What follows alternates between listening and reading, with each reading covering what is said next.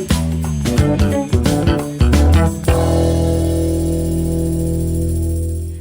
Sobat Pembelajar, pada tanggal 12 April 2023, tim Taksu Balai Diklat Keuangan Denpasar mengunjungi Pemda Badung dalam rangka kolaborasi aset pengetahuan dengan Kepala Badan Penelitian dan Pengembangan Kabupaten Badung, Bali. Badan Penelitian dan Pengembangan Kabupaten Badung berdiri tahun 2016, tepatnya 31 Desember tahun 2016. Tugas dan pokok fungsi daripada Balitbank, kita sebagai dinas atau badan penunjang pemerintahan di Kabupaten Badung melaksanakan fungsi kelitbangan. Halo Sobat Pembelajar, ketemu lagi dengan saya Iwayan Sukada pada program Taksu dari BDK Denpasar. Sobat Pembelajar, pembangunan dari pinggiran atau yang disebut dengan pembangunan dari desa dengan menguatkan daerah dan desa-desa dalam kerangka NKRI merupakan satu program prioritas yang dicanangkan oleh pemerintah. Nah, tentu di dalam pelaksanaan dari pembangunan dari pinggiran ini akan berbeda-beda karena banyak sekali faktor yang harus dipertimbangkan. Kabupaten Badung bisa dianggap sebagai kabupaten yang telah sukses melaksanakan pembangunan dari pinggiran itu. Nah, bagaimana Kabupaten Badung melakukannya? Kali ini Taksu BDK Denpasar telah bersama dengan Bapak Dr. Wayan Swambaro SHMM. Swastiastu Pak Wayan. Swastiastu Pak Wayan. Punapi kadra Pak Wayan. Astung kare. Baik-baik. Nah, beliau ini adalah Kepala Badan Penelitian dan Pengembangan Kabupaten Badung. Betul Pak Nggih? Nggih, betul. Nah, beliau nanti akan menceritakan kepada kita semua terkait dengan bagaimana pelaksanaan pembangunan ekonomi pedesaan dengan berbasiskan penelitian atau litbang. Betul Pak Nggih? Nggih. Namun sebelum beliau menyampaikan program beliau, ya nanti saya akan bacakan dulu terkait dengan CV beliau yang saya dapat ini cukup panjang Pak. Ya. Pak Wayan Swambaro ini mungkin saya bisa panggil Pak Wayan Swam nggih. Terus Pak Wayan Swambaro, beliau menyelesaikan program doktor di bidang ilmu hukum dari Universitas Udayana. ya. Di tahun 2020. Nah, itu terkait dengan pendidikan beliau. Nah, terkait dengan riwayat jabatan, nah ini menarik Pak. Bapak selain di birokrasi juga sempat menjadi anggota DPRD ya Pak Nggih? Nggih, sempat dumun di DPRD Provinsi Bali. Jadi beliau ini sempat menjadi anggota DPRD Provinsi Bali 2 periode Pak Nggih? Tahun 92 sampai 97, berikutnya 97 sampai 98. Nah, itu yang unik dari Pak Wayan Swam ini. Dan beliau saat ini Kepala Bidang Litbang Kabupaten Badung dan sebelumnya sempat sebagai Kepala Bapenda Litbang Kabupaten Badung. Bapeda ya? Oh ya, Kepala Bapeda Litbang Kabupaten Badung. Dan banyak lagi, masuk asisten, kepala bagian dan seterusnya Pak. Okay. Bagaimana Pak? Apa itu yang dimaksud dengan pengembangan ekonomi desa berbasis riset dan bagaimana Bapak melakukannya Pak? Silakan Pak. Okay. Jadi dapat saya jelaskan. Yang pertama kita berangkat dari hakikat pembangunan Pak Wayan. Jadi banyak ahli berpendapat bahwa pembangunan itu pada hakikatnya adalah suatu perubahan. Tentu perubahan ke arah yang lebih baik. Nah, untuk melakukan perubahan ke arah yang lebih baik, banyak faktor atau banyak aspek yang mempengaruhi. Yang pertama tentu berangkat dari sisi perencanaan. Nah, dalam merencanakan sesuatu, idealnya kita tidak berjalan autopilot. Oh, iya. Tapi semua harus berdasarkan desain lah, ada perencanaan. Nah, ketika kita bicara perencanaan, maka kita tidak dapat melepaskan optik kita terhadap kondisi faktual. Kemudian yang kedua, tentu kita harus berpegang kepada data. Jadi dalam perencanaan pembangunan prinsip-prinsip evidence based policy mesti kita pegang. Nah, mengapa demikian? Tentu kita ingin perubahan itu ke arah yang lebih baik, sebagaimana yang Tiang sampaikan tadi. Nah, kemudian yang ketiga, aspek finansial, aspek pendanaan mempunyai pengaruh yang sangat besar.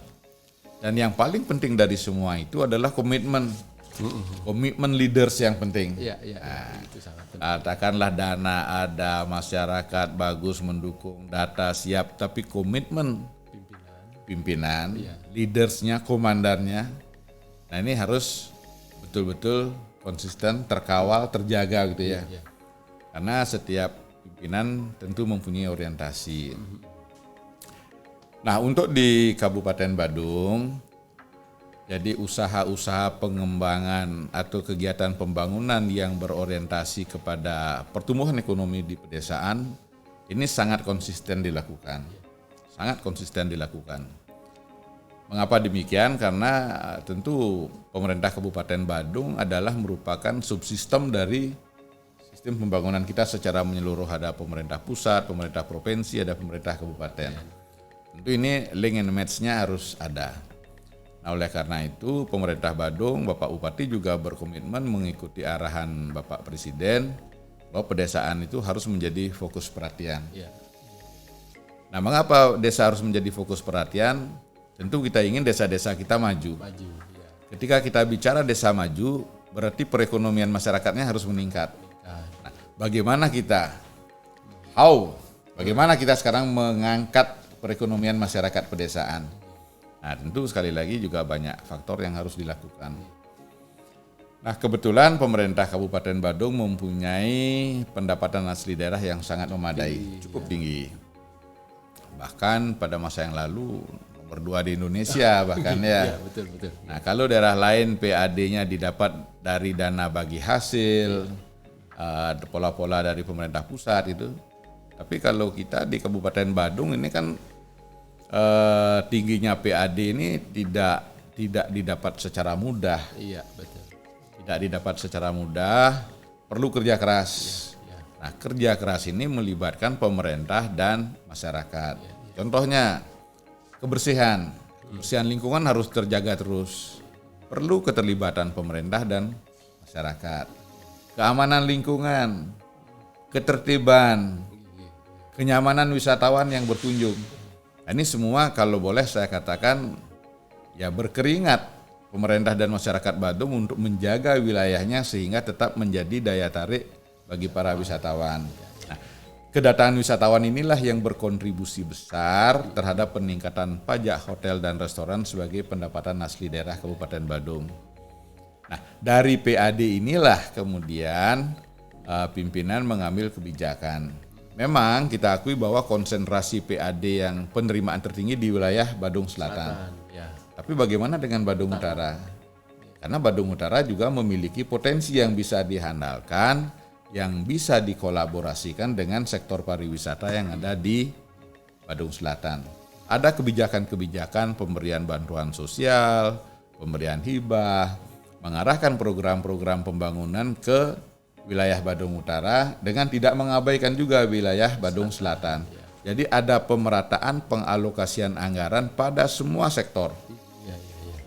Ya, jadi pendekatan sektor, pendekatan kewilayahan itu kita terapkan di Badung. Tergantung juga dari potensi daerahnya masing-masing begitu Pak. Nah, itu nanti akan masuk ke tahap kedua. Jadi yang penting kebijakannya dulu. Nah, Pak Bupati punya komitmen untuk itu. Gitu.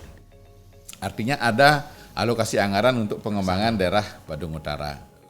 Nah, kemudian yang kedua, tentu sekarang seperti yang Pak Wayan tanyakan bagaimana membangun ekonomi pedesaan. Nah, kita kembali kepada konsep perencanaan. Bagaimana kita mendesain pembangunan satu wilayah yang benar-benar memberikan efek terhadap peningkatan kesejahteraan masyarakat. Nah, sekali lagi ketika kita bicara perencanaan, kita tidak boleh berangkat dari keinginan. Kalau kita bicara keinginan kan keinginan orang macam-macam kan? Banyak macam keinginan dan pemerintah tidak mungkin memenuhi keinginan. Oleh karena itu pemerintah bersama-sama aparat desa, aparat kecamatan, tokoh masyarakat perlu memetakan kebutuhan. hal-hal apa yang dibutuhkan oleh masyarakat di satu wilayah desa yang diperkirakan akan dapat meningkatkan pertumbuhan ekonomi itu, meningkatkan kesejahteraan masyarakat tentunya ujung-ujungnya gitu. Nah oleh karena itu kalau secara makro Pak di Badung didesain kita membangun pusat-pusat pertumbuhan ekonomi secara merata. Kegiatan di Banjar diharapkan juga menjadi pusat pertumbuhan ekonomi. Iya. Kegiatan di desa adat diharapkan juga membawa efek terhadap pertumbuhan ekonomi. Nah, pembinaan seketeruna juga diharapkan memberi efek terhadap pertumbuhan ekonomi gitu ya. Pemerintah Badung berupaya secara terus-menerus membangun pusat-pusat pertumbuhan ekonomi baru. Tapi tetap dalam bingkai regulasi, adat istiadat, budaya, jadi bingkai besarnya terjaga itu ada di dalam itu. Nah, jadi kemudian yang kedua yang tidak kalah pentingnya di dalam kita memanfaatkan anggaran yang sudah dialokasikan adalah memetakan potensi desa itu. Jadi kalau tadi dipetakan kebutuhannya, kemudian potensi desanya juga harus dipetakan. Jangan sampai ada anggaran yang mubazir masuk ke satu wilayah. Jadi kita ingin dana yang masuk ke desa itu adalah untuk meningkatkan ekonomi masyarakat, akhirnya tidak nendang Pak, tidak nendang, jadi mubazir gitu ya. Nah oleh karena itu potensi wilayahnya perlu dipetakan, kemudian tingkat pendidikan masyarakat setempat kira-kira apa, kemudian. Nah sebenarnya konsep ini diterapkan agar terjadi link and match antara wilayah-wilayah yang ada di Kabupaten Badung.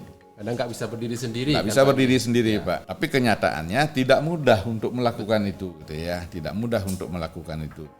Tidak mudahnya di mana gitu. Ya pada sisi pemerintah juga diperlukan proses pematangan pemahaman konsep perencanaan dan konsisten terhadap pola itu. Tapi pada sisi lain juga masyarakat masih perlu diedukasi. Harus diakui bahwa masyarakat masih perlu diedukasi. Jadi jangan kita meniru satu daerah. Jadi kalau satu daerah mengembangkan komoditas A, daerah lain serempak semua di A semua. Akhirnya terjadi kelebihan stok. Jadi kelebihan suplai kita berlebihan.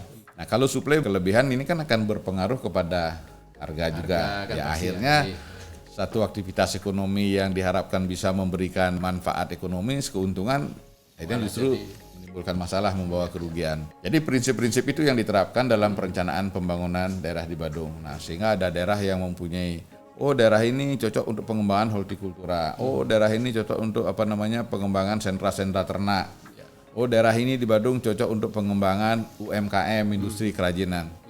Dari tahun ke tahun, pola ini dimatangkan terus, Pak. Nah, mengapa demikian? Karena kita berharap daerah-daerah yang produsen ini bisa diserap ke daerah selatan yang menjadi daerah konsumsi. Nah, sayur mayur kah, kemudian produksi peternakan. Ini kan sebenarnya sangat tinggi kebutuhan kita sebagai daerah pariwisata. Jadi dihasilkan sendiri ya kalau bisa oleh Kabupaten Diharapkan Badung demikian. dan yang sekitarnya kan gitu Pak. Betul ya. Jadi kalau itu bisa dilakukan bagus sekali. Iya. Dan saya optimis itu akan memberi manfaat ekonomi yang sangat tinggi. Mengapa demikian? Karena nanti Pak silahkan cek data, bisa dilihat di BPS, bisa disurvei lagi lah oleh dari Kementerian Keuangan. Kebutuhan kita ini belum mampu kita penuhi sendiri Pak. Betul. Contoh saja kita bicara telur ayam. Kita lihat, banyak kok di Bali, banyak peternak telur ayam.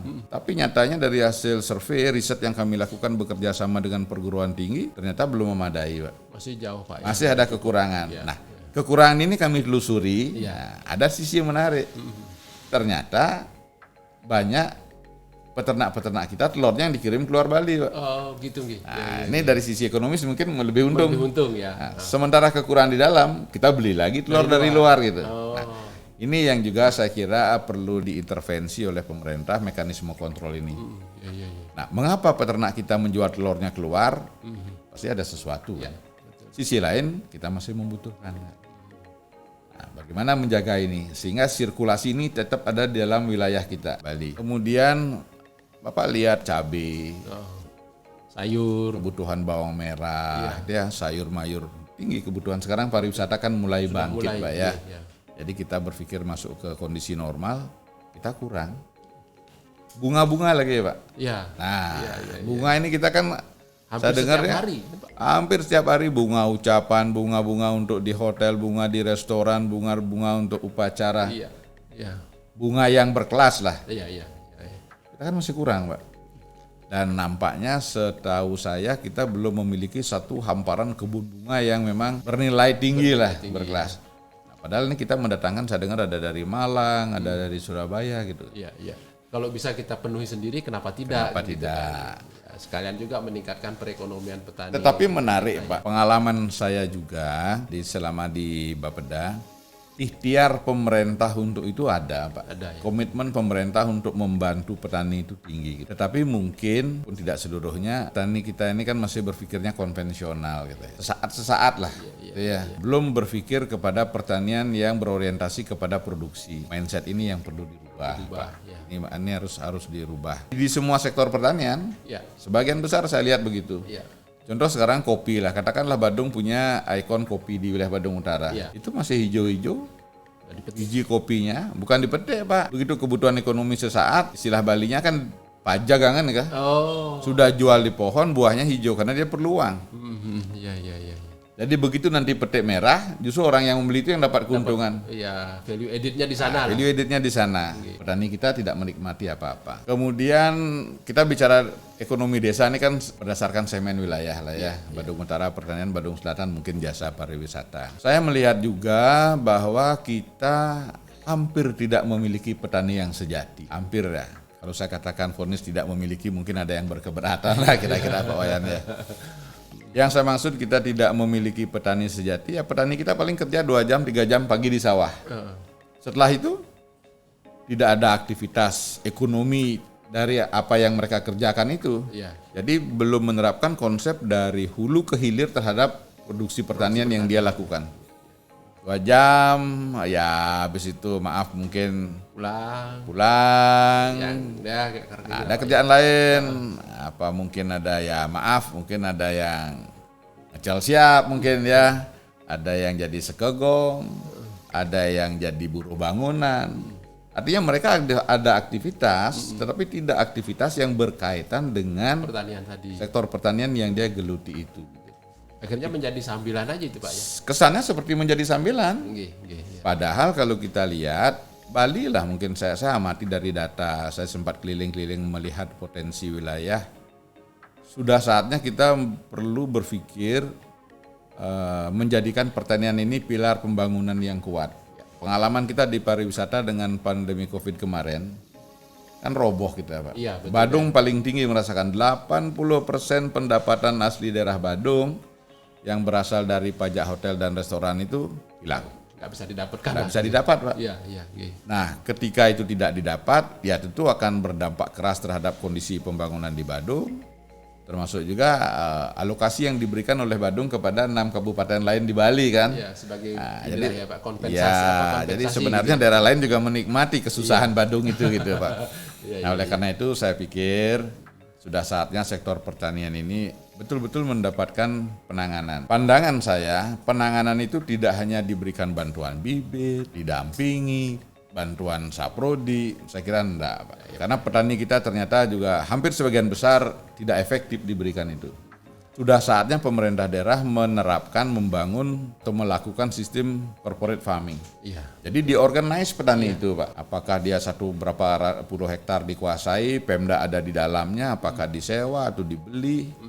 Nah, petani diajak di dalamnya, jadi pemerintah harus menjadi pemilik dan menjadi pelaku sektor pertanian sehingga terkontrol harga-harga itu. Harga terkontrol. Petani juga terawasi mereka bekerja gitu. Iya. Saya berkeyakinan hanya dengan itu sektor pertanian di Bali khususnya di Badung bisa kuat. Apalagi untuk menunjang pariwisata, biasanya kan mereka membutuhkan yang organik seperti itu Pak Yang ya. organik ya, organik itu kan harganya mahal juga mahal juga. Kita menyadari mereka memerlukan support pemerintah. Kalau di Badung saya berani garansi komitmen Pak Bupati terhadap pertanian itu kuat, Pak. Kuat. Tapi tanya petani jeruk perlu, tapi saya perlu pupuk, udah dikasih pupuk, selesai kan? Iya. Nggak terukur lagi gitu Pak. Jadi target-target itu tidak tercapai gitu. Nah saat ini Pak Wayan, kami Badan Litbang, arahan pimpinan juga sedang melakukan kajian tentang pemberian insentif kepada petani. Oke. Nah Pak, terkait dengan pemberian insentif, mungkin berikutnya nanti akan kita tanyakan lagi. Oh gitu, silakan nanti Pak. Bapak jelaskan. Oke.